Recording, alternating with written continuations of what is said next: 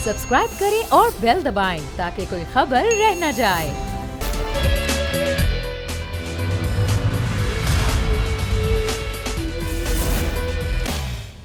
अस्सलाम वालेकुम नाज़रीन, प्रोग्राम में आपको खुशामदीद कहेंगे। मैं हूं आपके साथ सहरिश जुहेब।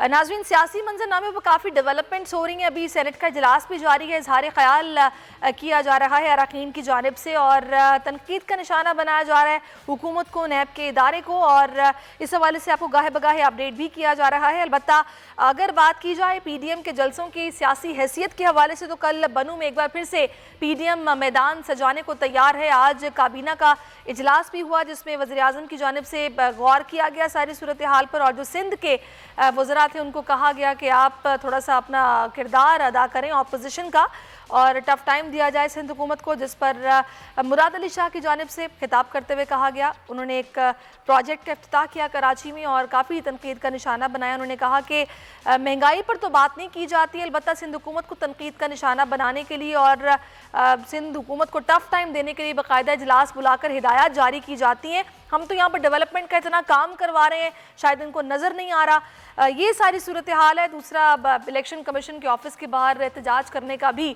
अपोजिशन ने इंदिया दिया, जिस पर हुकूमत ने कहा है कि शौक़ से आप लोग अपना ये एहतजाज करें, शौक़ पूरा कर लें। मच में अभी भी धरना जारी है, तीसरा रोज़ है और वहाँ पर मुजाहिरीन यकीन दहानी के मुंतज़िर हैं कोई आए और उनसे आकर मिले। इस पर भी बात करेंगे। और इस्लामाबाद में जो नौजवान का कत्ल हुआ, आज उनके वालिद ने भी प्रेस कॉन्फ्रेंस की है, उस पर भी बात करेंगे। लेकिन सबसे पहले मैं चाहूँगी अपने मेहमानों को आपसे मुतारिफ़ करवा दूँ। तो पाकिस्तान तहरीक इंसाफ से राजा यासिर साहब हमें ज्वाइन कर चुके हैं और पीपल्स पार्टी से तैमूर तालपुर साहब ने भी हमें ज्वाइन कर लिया है। बहुत शुक्रिया आप दोनों का। अच्छा, मैं आपसे सबसे पहले ये जानना चाह रही हूँ राजा यासिर साहब कि अभी आपने सुना होगा अपोजिशन की जानिब से कहा जा रहा है कि जब PDM इतनी कमज़ोर हो गई है, आप लोगों के ख्याल में टूट फूट का शिकार है या फिर जैसे ढकोसला है, इनका इत्तेहाद ऐसा कुछ भी नहीं है कि अंदर से एक हो, तो अगर आप लोगों के लिए इतनी इंपॉर्टेंट ही नहीं है तो आप लोग हर इजलास में क्यों PDM की एक्टिविटीज़ पर गौर कर रहे हैं और वॉचफुल हैं इतने? एक्चुअली जी कोई ऐसा स्पेशल इजलास ना कभी बुलाया गया है। ऑब्वियसली अपोजिशन पे डिस्कस करना, नजर रखना क्या कर रहे हैं, अगर कहीं पे डिस्कस हुआ है तो इसमें इतनी बड़ी बात क्या है। मैं नहीं समझता कि इसमें कोई अचंभे की बात है। ऑब्वियसली पॉलिटिकल पार्टीज बड़ी हैं, उनके खिलाफ स्ट्रेटजी बनाना, पॉलिटिक्स कर रहे हैं और वो कोई हुकूमती सतह का इजलास तो नहीं है, ऐसा कोई हुआ। अगर पार्टी सतह पे डिस्कस किया जाता है तो इसमें मैं नहीं समझता कि कोई एतराज़ किसी को होना चाहिए। What's the big deal? अच्छा, आपके ख्याल में कोई इतनी बड़ी बात नहीं है और ये लोग जो कुछ कर रहे हैं उस पर नज़र रखना भी आप लोगों का फ़र्ज़ है, इसलिए आप लोग हुकूमत में आपको देखना पड़ेगा। तैमूर साहब, आप इसको रिस्पॉन्ड किस तरह करेंगे? अच्छा, तैमूर साहब से मैं फिर से रब्ता करने की कोशिश करती हूँ। अच्छा, मुझे ये भी बताइएगा यासिर साहब कि अभी जिस तरह ये लोग रैलियाँ निकाल रहे हैं, कल बनू में इन्होंने मैदान सजाना है और सियासी मोमेंटम जो ये बनाने की कोशिश कर रहे हैं, आपका क्या ख्याल है आगे आने वाले दिनों में क्या मंजरनामा होगा? ये मोमेंटम गेन कर पाएंगे या फिर कुछ नहीं होगा? देखिए, अभी तक तो बिल्कुल नहीं ट्रैक्शन गेन कर पाए। स्पेशली जो लाहौर का जलसा था वो बहुत मायूस कुन था।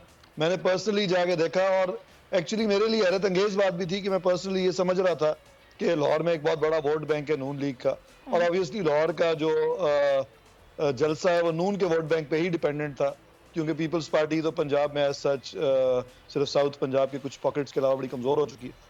तो वो बड़ा एक पुअर शो था।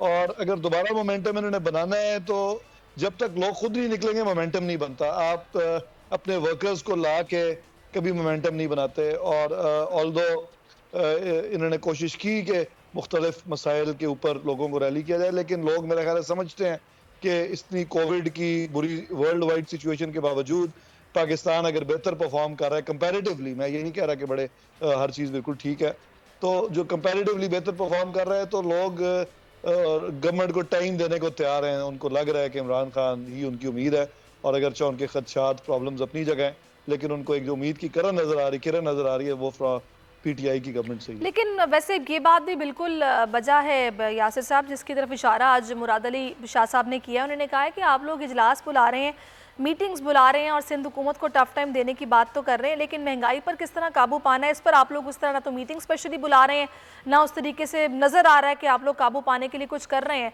क्योंकि रेट्स तो वही हैं चीज़ों के जो पहले थे और अब भी वही हैं और बढ़ते जा रहे हैं बजाय कम होने के। पेट्रोल महंगा हो गया है, ये जो नया साल शुरू है इसमें तोहफा तो ये मिला है। अगर आप कोई पॉलिटिकल की वजह सीरियस जवाब मांगेंगी तो वो ये है कि ऑब्वियसली इन्फ्लेशन तो हुई है और इन्फ्लेशन को टैकल करने का सिर्फ एक ही तरीका होता है, वो होता है इकोनॉमिक ग्रोथ। आप इन्फ्लेशन को नीचे नहीं लेके जाते बल्कि एक और करते हैं ताकि लोगों की कुव्वत खरीद बढ़ सके। हमारी गवर्नमेंट की जो पॉलिसीज हैं उनका इफेक्ट हमें नजर आना शुरू हो गया है, एटलीस्ट पेपर्स पे। जब पेपर्स पे नजर आता है तो फिर ट्रांसफॉर्म होता है पब्लिक तक। तो हम बहुत पूरी उम्मीद है कि ये कमिंग ईयर में लोगों की पेइंग कैपेसिटी बढ़ेगी और ये महंगाई को टैकल करने में कामयाब होंगे। अदरवाइज तो इन्फ्लेशन की ज्यादा बात करेंगे, चीजें महंगी तो ऑब्वियसली जो 1980 में थी वो 90 में नहीं रही। हर साल इन्फ्लेशन होती है ग्रोइंग इकोनॉमीज में। हमारा सिर्फ प्रॉब्लम ये रहा है कि गुज़िश्ता कुछ सालों से इकोनॉमिक ग्रोथ रुकी हुई है और उसकी बड़ी रीजन ये हैं कि गुज़िश्ता गवर्नमेंट्स ने जो लोन्स लेके आपके ऐसे प्रोजेक्ट्स पे खर्चा कर दिया जिनकी आउटपुट कोई नहीं है, उल्टा सब्सिडी देनी पड़ रही है। फॉर एग्जांपल ऑरेंज ट्रेन ही उनमें से एक बहुत बड़ी चीज है।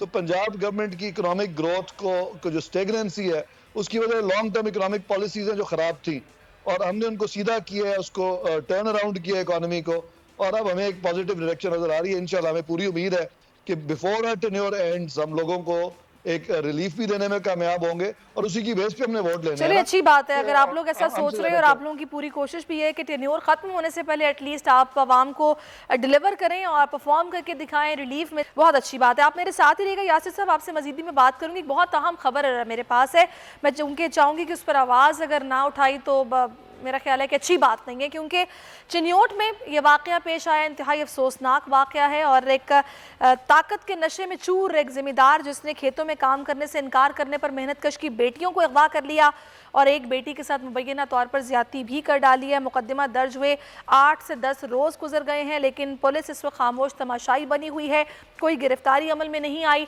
ऐसा क्यों हो रहा है इस पर भी हम बात करने के लिए कोशिश करेंगे किसी ऑफिशियल को लाइन पर लें और जानें कि पुलिस क्यों कुछ नहीं कर रही। हमारे नुमाइंदे सैयद मुदस्सिर काज़मी हमारे साथ मौजूद हैं, उनसे बात करते हैं और जानते हैं कि सारा वाक़या क्या पेश आया। मुदस्सिर आगाह कीजिएगा।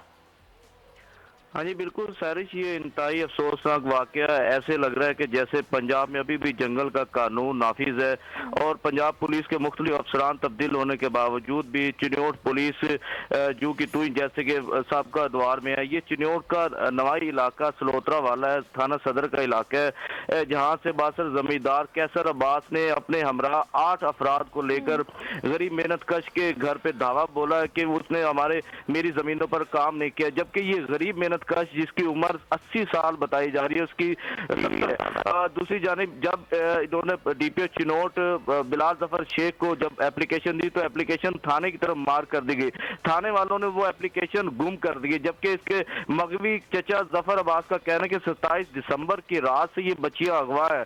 हमने डीपीओ को दरख्वास्त दी थी जो मकामी पुलिस की तरफ भेजी लेकिन उन्होंने भी गुम कर दी। बासर जमींदार के रिश्तेदार मकामी थाने में SHO तैनात है, पुलिस की बजाय चचा रोजाना बच्चियां वापस देने के लिए वादा करता है। उनका कहना है कि हम मुतअद्दिद बार एहतजाज भी कर चुके, इसलिए आज हमने डिस्ट्रिक्ट प्रेस क्लब चिन्योट में एहतजाज किया जिस पर हमने आवाज दी है वजीर आला पंजाब तक, वजीर आजम पाकिस्तान तक भी आवाज पहुंचे कि मदीना की रियासत के तो दावे किए जा रहे हैं लेकिन यहाँ जो मासूम बच्ची हैं जो कि ये शादीशुदा 21 साल यास्मीन है जो शादीशुदा है, जिसके साथ बताया जा रहा है कि जिनसी तशद्दुद किया जा रहा है और उसके साथ साथ 10 साल भी मौजूद है, लेकिन ताहाल अभी तक देख लें कि अब FIR होने के बावजूद जो कि गिरफ्तार नहीं की गई। दूसरी जानिब पुलिस का कहना है कि DSP के निगरानी में 3 टीमें जो तश्कील दे दी हैं जो मुख्तलिफ मकामात पे छापे मार रही हैं लेकिन अभी तक जो इस प्रोग्राम से पहले तक मेरा राब्ता पुलिस जो तर्जमान है उनसे रहा है और उनका कहना है कि अभी तक कोई भी गिरफ्तारी अमल में नहीं लाई गई। ठीक है, आप हमारे साथ रहिए। मुदस्सिर, इस वक्त हमें DPO बिलाल जफर शेख साहब ने ज्वाइन कर लिया। बिलाल साहब, क्या चिन्योट में जंगल का कानून है? 2 बच्चियां, पता भी है कि किसने अगवा किया और अभी तक उनको बाजियाब नहीं करवाया जा सका? जी बिल्कुल, इस हवाले से ये इंसिडेंट हमें रिपोर्ट हुआ था जिसकी हमने FIR रजिस्टर कर ली है 4 तारीख को। उसके बाद हमने स्पेशल इसमें टीम्स बनाई हैं और हम उन्हें रेड कर रहे हैं, डिफरेंट जगहों पे पकड़ने की कोशिश कर रहे हैं। And I am very hopeful कि इंशाल्लाह ताला विद इन नेक्स्ट 24 आवर्स हम लोगों को पकड़ लेंगे। नहीं, ये जो जिम्मेदार है इसके बारे में आप बताएंगे, इस वक्त कहाँ पर मौजूद है? कि आप लोग इसकी गिरफ्तारी के लिए आप लोगों ने छापा मारा है?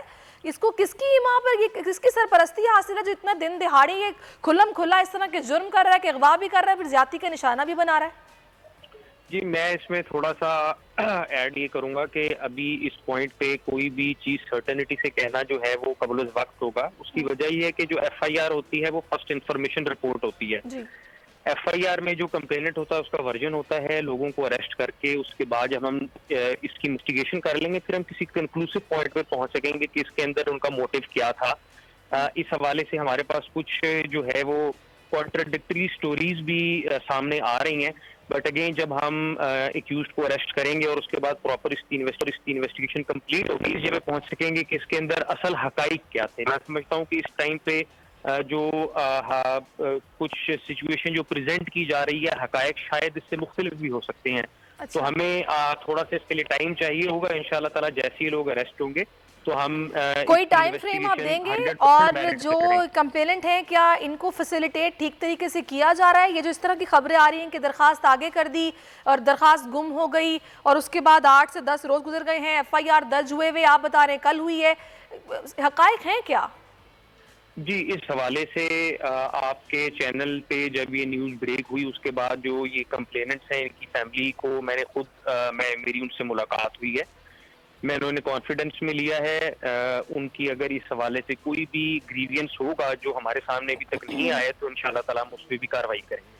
ठीक है, बहुत शुक्रिया बिलाल शेख साहब। आप पूरी कोशिश कीजिएगा कि जो यहाँ पर मासूम बच्चियाँ हैं जो कि अगवा जिन्हें किया गया है, बाजियाब उनको जल्द अज जल्द करवा लिया जाए और कानून जो है वो अपना किरदार अदा करे और लोगों को इसीलिए एतमाद भी होगा फिर कानून पर, पुलिस पर कि ये लोग मौजूद हैं हमारी हिफाजत के लिए। और ख़ास तौर पे वो गरीब लोग जो बेचारे खुद कुछ नहीं कर सकते, बेबस होते हैं और पुलिस के पास जाने के अलावा कुछ चारा नहीं होता, उनके लिए तो आप बड़ी उम्मीद है कि आप ही उनको इंसाफ दिला सकते हैं। राजा यासिर साहब, ये क्या सूरत हाल है पंजाब में? हम ये देख रहे हैं किस तरह के वाक़यात बढ़ते जा रहे हैं ज़्यादती के। मैं इस पर आपसे भी बात करूँगी लेकिन एक ब्रेक मुझे लेना है, छोटा सा ब्रेक लेकर वापस आते हैं, आप हमारे साथ रहिए।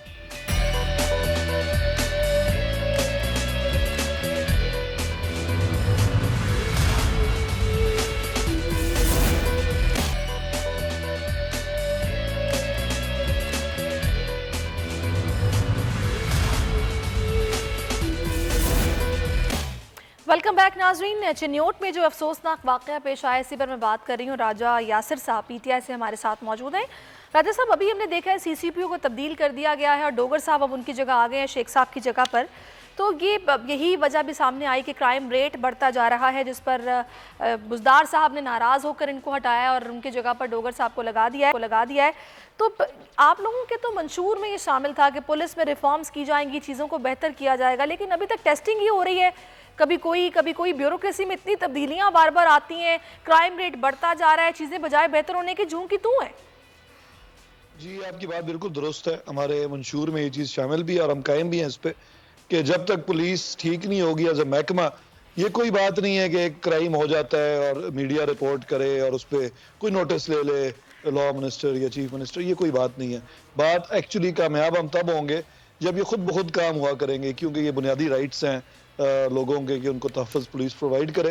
तो इस महकमे को इम्प्रूव करने के लिए इट्स नॉट, मतलब जिस तरह KPK में थोड़ी आसानी थी कंपैरेटिवली, रीजन बीइंग कि वहाँ की पुलिस इतनी पोलिटिसाइज्ड पहले से भी नहीं थी और दूसरा वहाँ पे क्योंकि मुख्तलिफ पार्टीज की गवर्नमेंट रही थी तो ब्यूरोक्रेसी में भी और पुलिस में भी एंट्रेंचमेंट नहीं थी किसी एक पॉलिटिकल पार्टी की। उसके बरक्स पंजाब में हमें जो 2 सालों में देखने में आया कि 1985 से मोर और लेस तकरीबन एक ही पार्टी की गवर्नमेंट रही है और इतनी एंट्रेंचमेंट है ब्यूरोक्रेसी में भी और पुलिस में भी उनकी कि आप एक अफसर को लगाते हैं ये सोच के कि शायद ये हमारे मंशूर के मुताबिक बेहतरी की कोशिश करेगा, लेकिन एक आप कहें कि पूरा माइंडसेट ही इतना खराब हुआ है कि उसको इनहेरेंटली चेंज करना एक अपहिल टास्क है। कुछ जो ऑपोजिशन इल्जाम लगाती है उस्मान बुजदार साहब का उनकी पॉलिसी पर, फिर ये भी कहा जाता है कि ब्यूरोक्रेसी काम नहीं कर रही है और कुछ इसमें सियासत कार फरमा है, ये किस हद तक दुरुस्त है? एक हद तक बिल्कुल दुरुस्त है जी। ऑब्वियसली किसी के माथे पे नहीं लिखा होता कि वो उसका क्या इंटेंशंस हैं। हमने जो ब्यूरोक्रेसी में इतनी चेंजेस मजबूरन हमें करनी पड़ी, उसकी वजह यही थी कि हमें एक अच्छी इंटेंशन के साथ एक किसी को असाइनमेंट दी जाती है और उनकी परफॉर्मेंस देखने के बाद पता चलता है कि वो एक्चुअली कहाँ स्टैंड करते हैं और या उनकी नीयत क्या है। और जब हमें क्लियर होता है तो मजबूरन चेंज भी करना पड़ता है। ये एक केओस सा फील होता है, आई एग्री विद इट। लेकिन मैं ये समझता हूँ कि जिस तरह हमारी ग्रिप बढ़ती जा रही है, ये चीजें भी आपको बेहतर नजर आनी शुरू हो जाएंगी इस साल लाजमी। ये this is the last year we have, इसके बाद मेरा ख्याल है कोई बहाने की गुंजाइश नहीं रह जाएगी। सही, चलिए अब एक और अहम मामला जो कि मच का है, सानिया मच। आपको पता है कोयटा में ये बहुत बड़ा सानिया पेश आया और कोयटा की अगर हिस्ट्री बलूचिस्तान की देखी जाए तो इस तरह के वाक़यात से भरी पड़ी है। बड़े अफसोस के साथ कहना पड़ता है। तीसरा रोज़ है, वहाँ सर्दी काफ़ी है, मुजाहिरीन वहाँ पर बैठे हुए हैं, एहतजाज कर रहे हैं, किसी न किसी यकीन दहानी के मुंतज़िर हैं। अब ठीक है, it's not a matter of 1 hour कि आप 1 घंटे में मुलजिमान को लाके खड़ा कर दें। वक्त दरकार होता है, हुकूमत को वक्त देना भी चाहिए कि आप लोग कुछ ना कुछ करें इस मामले में। लेकिन यकीन दहानी हक़ाइक़ पर मबनी होनी चाहिए। कोई जाए जाकर बात करे, एटलीस्ट उनको समझाए, क्योंकि इस वक्त उन्हें दिलासे की ज़रूरत है। आप ज़रा सा हौसला देंगे, कुछ कहेंगे, बताएंगे, शायद वो समझे सूरत हाल को। ये जी बिल्कुल उसकी कोशिश की जा रही है और सब पाकिस्तान के तमाम लोग जो मुहब्बे वतन है वो समझते हैं कि बड़ा जुल्म हुआ है और ये इसमें कुछ 5th जनरेशन वॉर और बैरूनी हाथों का भी सामने आने का मैं पता चला। चलें, और प्रोग्राम के इख्तिताम पे मैं चाहूँगी कि मैं बात करूँ चेयरमैन पेमरा की तैनाती के हवाले से। आज 21वां रोज़ है, सहाफ़ी बरादरी एहतजाज कर रही है कि उनको उनके ओहदे से बरतरफ किया जाए, हटाया जाए। वो शख्स जो कि मेरिट पर पूरा उतरता हो, जो कि उस ओहदे का अहल हो, उसको उस ओहदे पर तैनात किया जाए। जब तक ऐसा नहीं किया जाएगा, हमारी अपील है वज़ीर-ए-आज़म पाकिस्तान से, हुकूमत पाकिस्तान से, तब तक एहतजाज का सिलसिला यूँ ही जारी रहेगा। इसके साथ ही मुझे इजाज़त दीजिए, अपना बहुत ख्याल रखिए, अल्लाह हाफ़िज़।